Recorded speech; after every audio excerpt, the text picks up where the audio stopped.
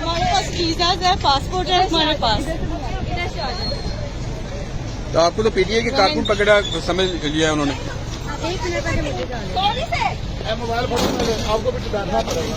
6 ladies जांच करने के लिए नहीं आई हूँ। एक मिनट रुके, मेरा पासपोर्ट ये अभी फ्लावर अभी वो झूठ है। ये हमारा पासपोर्ट वगैरह आए अंदर चले।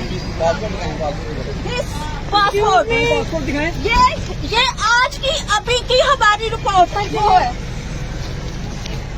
आपने ऐसी कौन सी बात की है? नहीं कह सकती, मैंने आपको हर चीज आपको क्लियरली बताई है। आप हमारे साथ नहीं कर सकती, आप छोड़े आप ऊपर, आप इनसे जरूर करें।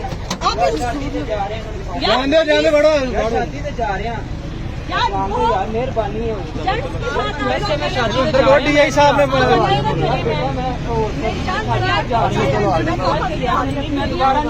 आई नो आप ऐसे आए हैं उम्र से, ठीक है।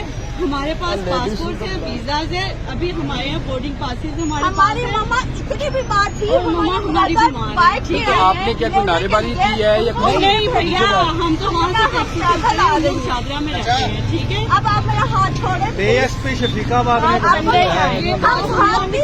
मैडम हम गाड़ी में क्यों बैठे? हम गाड़ी में क्यों बैठे? मुझे पहले